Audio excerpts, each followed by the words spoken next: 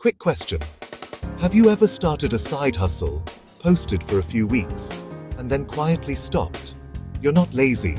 You're not bad at business. You're just stuck in a silent trap most people don't realize they're in. If you're between 25 and 45, working a full-time job, paying EMIs, and still dreaming of extra income, this video is for you. Because side hustles don't usually fail from lack of effort. They fail from lack of structure. You have a good job. It pays the bills, the EMIs, it takes care of your family. But there's a voice inside, a quiet whisper that asks, is this it? You see others online, building something of their own, earning from their skills, and you think, I can do that too. So you start. You launch your side hustle. Maybe you're a brilliant coder, a talented designer, or a fitness expert. You have the skill, the passion, you're excited. But then, something happens. Or rather, nothing happens. This is where most people fall into what I call the silent trap. It's a cycle of activity without progress, and it's the number one reason side hustles fail. It starts innocently. Most people treat their side hustle like a hobby. They post only when they feel motivated, maybe a burst of inspiration at 11 p.m. on a Tuesday. They jump between ideas. One week it's a YouTube channel, the next it's an ebook, then a coaching service. They experiment endlessly, tweaking logos, changing color palettes, and rewriting their bio for the 10th time, hoping to find the magic formula that will suddenly make everything click. I see this all the time. Take Ria, a software engineer I once advised. She was brilliant at coding, but her side hustle was a collection of half-finished projects, a partially built app, a few blog posts on social media, and a dozen domain names she'd bought on impulse. She was always busy, but never actually launching anything. She was stuck in the trap. The trap is silent because it feels like you're working hard. You're putting in the hours after your main job, sacrificing weekends. But the truth is, you're just spinning your wheels.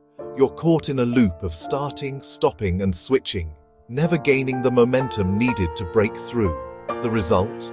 Burnout, frustration, and the slow death of your dream. You start to believe the problem is you, that you're not good enough, not disciplined enough. But that's not the real issue. Here's the truth, the simple shift in mindset that changes everything. A side hustle is not a hobby. It's not a passion project you dabble in. A side hustle is a mini business that runs beside your main job. Let that sink in. A mini business. It requires a different approach. It needs a system, not just sporadic inspiration. It needs a clear offer, not endless experimentation. And if you run it like a hobby, it will fail. Not because you're incapable, but because hobbies aren't designed to make money. They are designed for enjoyment. Businesses, even mini ones, are designed to create value and generate revenue. The moment you make this mental switch from hobbyist to business owner is the moment you take your first real step out of the silent trap and onto the path of building something that lasts. I see it all the time. Talented people just like you pouring their evenings and weekends into a side hustle only to feel like they're spinning their wheels. It's frustrating, isn't it? You have the skill, you have the passion, but the growth just isn't happening. The truth is, almost every failing side hustle makes the same 3 mistakes.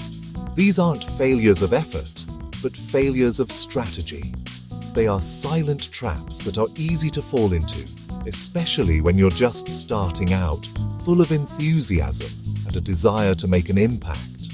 Let's break them down, because once you can name them, you can fix them. The first mistake is the most common. You try to help everyone. Your heart is in the right place. You want your knowledge to reach as many people as possible. But in the digital world, trying to be for everyone means you end up being for no one. No one understands why they should follow specifically. Think of Ria, a brilliant software engineer. She started a side hustle to teach coding.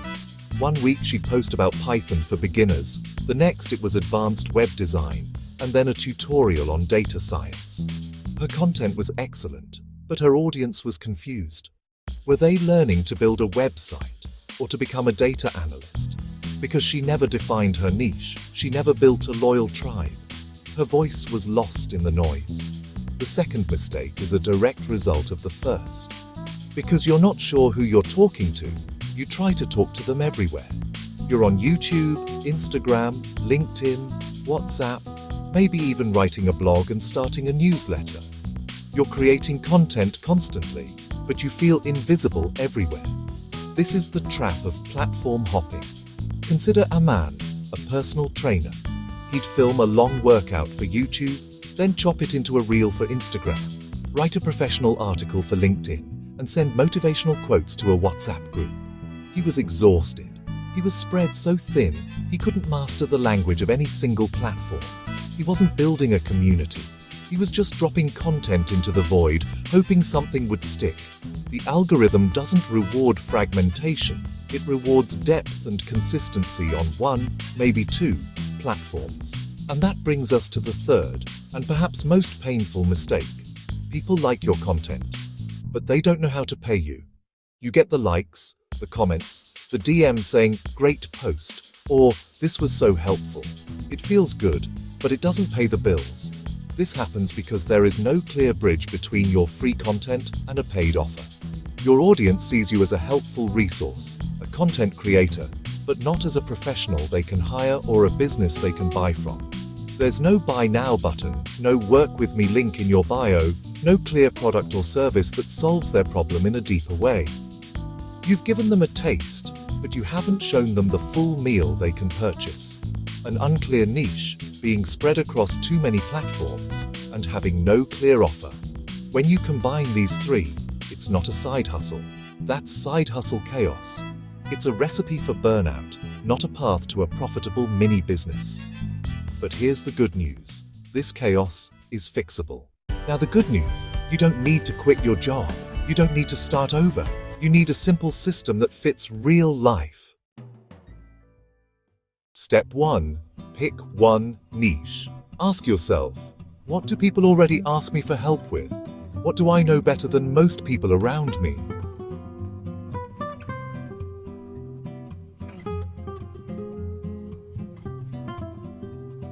Your niche must be specific enough that someone can say, "This is exactly for me." Step 2. Choose one main platform.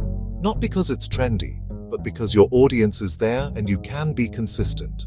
Think about a coding teacher posts daily Python shorts, sells a beginner boot camp. Think about home workouts for mums, builds trust, offers a 4-week program. You can also do personal finance explainers, simple lead magnet, book one-on-one consults. If you spread 1 hour across 5 platforms, nothing grows.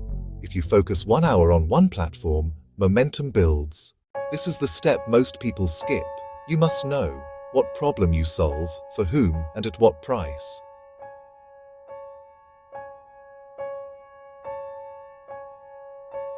Your first offer doesn't need to be perfect, it just needs to be clear.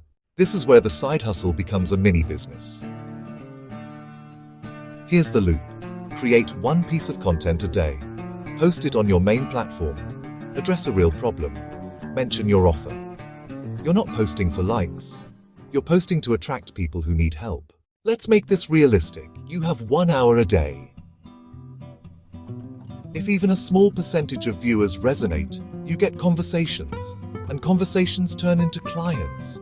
Side hustles grow from consistency, not virality. Here's how to start without overwhelm.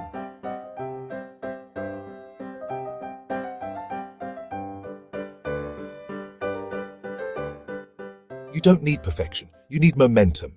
So here we are. We've journeyed together from that feeling of being stuck in the silent trap of a 9 to 5, juggling the job, the EMIs, and the dream of something more.